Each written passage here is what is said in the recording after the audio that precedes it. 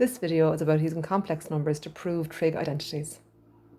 So our first example is going to be how to express cos 2 theta in terms of theta. So when we encounter questions like this in complex numbers, we should recognise that, of course, cos and sine exist when a complex number is written in polar form. So we're going to be looking at how a complex number looks in polar form, and then we're going to be using powers on that polar form using de Moivre's theorem. We will also be referring to some trig rules, so it's no harm to have the log tables open next to you also at page 13 and page 14. And before I go to write anything down, what jumps out at me here is that I have got a 2 theta in the question, and it's this coefficient of the angle that gives you a clue as to what power you should be using in de Moivre. So I'm going to write down the most basic version of what a complex number looks like in polar form. So I've written down cos theta plus I sine theta. Now, you'll notice that I haven't written a modulus in. That's because I'm allowing the modulus to be 1. And you can imagine that it's there. I could write it in if I wanted to, but we tend not to in questions like this. So what do I want to do with this complex number? Well, like I said, I've got a clue here in the question for what exponent I want to use. So I'm going to put a power of 2 on this. And then what I'm going to want to do is I'm going to want to expand this bracket in 2 different ways. I want to apply de Moivre's theorem to it, and I also want to just square it out algebraically. And the 2 different results that I get from these 2 different approaches will be equal because they're both coming from the same original instruction, cos theta plus I sine theta squared. So it's going to allow me to make an equation. Okay, so what do I get when I expand this bracket algebraically?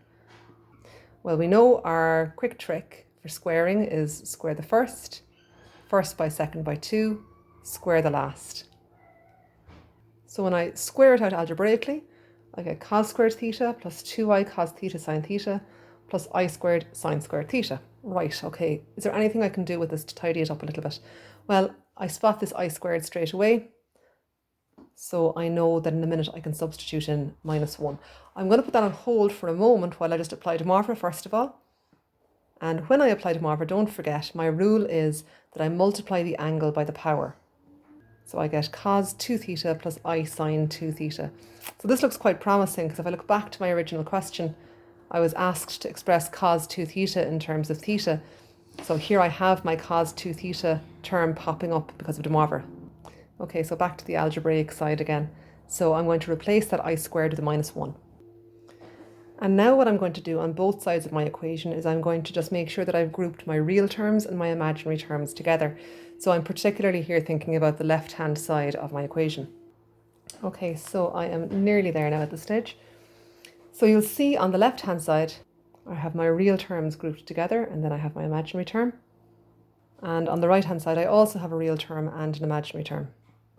And of course, we know from earlier in the chapter that if we have 2 complex numbers that are equal, then we can allow the real parts to be equal and the imaginary parts to be equal.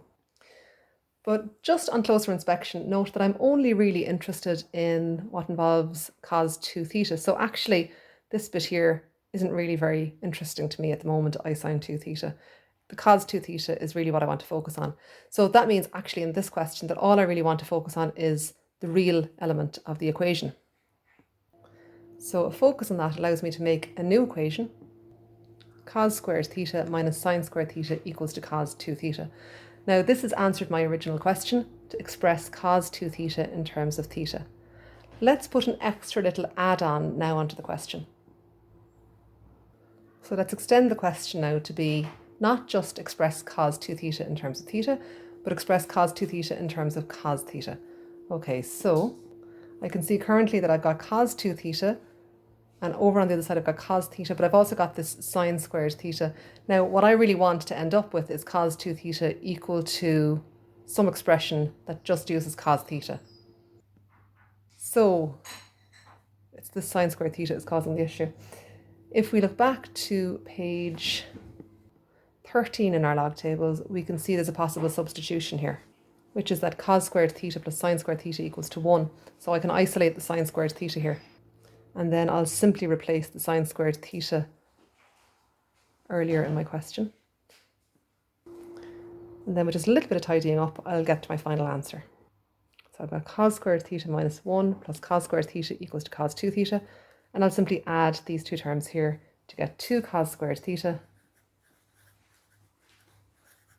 minus 1 equals to cos 2 theta. Job done. Okay, so here's a further example. Express sine 3 theta in terms of sine theta. And again, I want to do this now using complex numbers. I'm going to use the polar form of a complex number, and I'm going to put it to a power.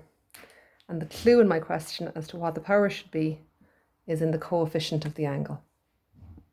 So I'm going to want to expand cos theta plus I sine theta to the power of 3, and I want to do it algebraically, and I want to do it using de Moivre. Okay, so in the last example, I was squaring the bracket, and that was pretty straightforward. I didn't need to get into anything too convoluted. I have my little rule, but this time I'm putting my bracket to the power of 3. Now, it'd be fairly cumbersome to multiply that bracket out 3 times, so instead I'm going to use my rules for binomial expansion.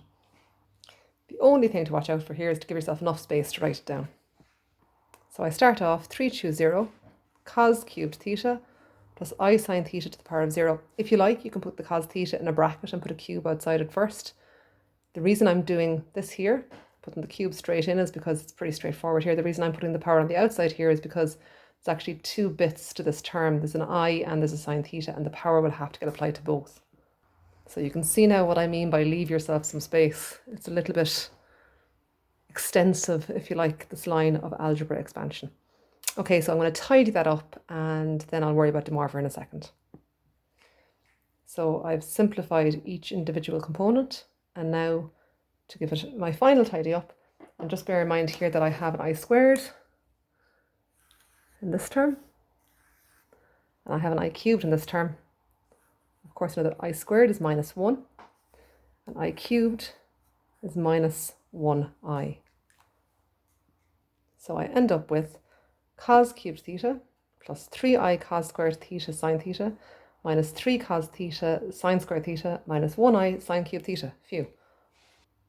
And that's my algebraic expansion of the bracket. And now I want to use de Moivre. And at this point we can see why de Moivre is so much preferable, because it's so much easier to do. I just stick the power in front of the angle and multiply. Job done. Cos 3 theta plus I sine 3 theta. Now I need to let the two of these things be equal.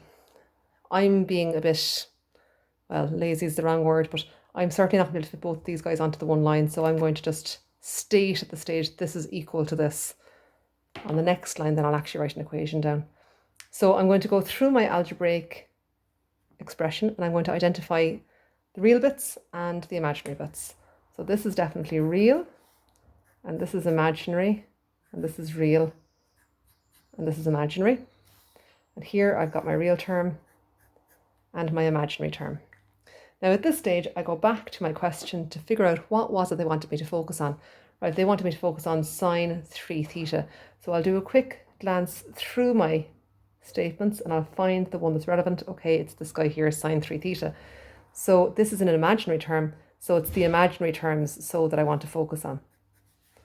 So these 3 terms are going to be what I create my equation with.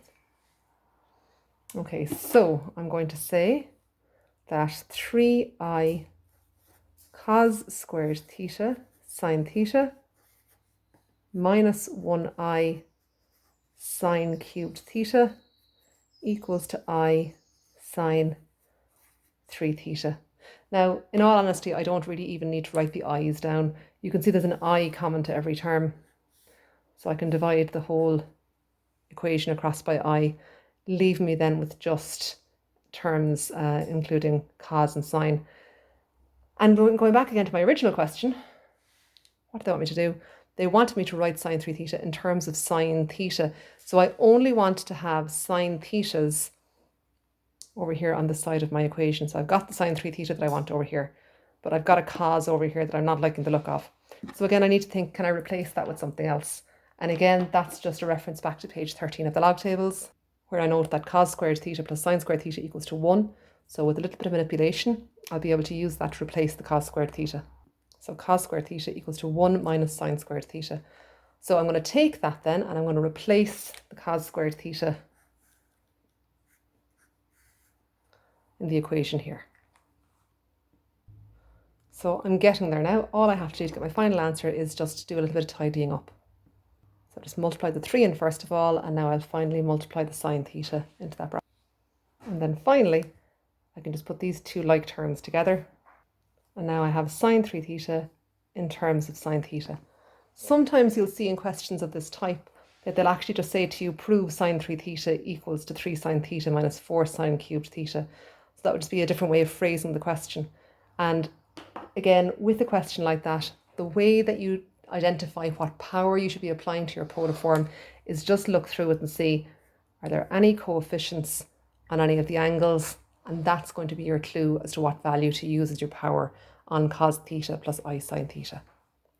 You'll need to be pretty neat in these questions because the bigger the power, the more you're going to have to write down for your algebraic expansion. That can get pretty messy pretty fast. So just keep an eye on that. Tidiness is really crucial in this question. And don't forget that your substitution is generally going to involve cos squared theta plus sine squared theta equals to 1.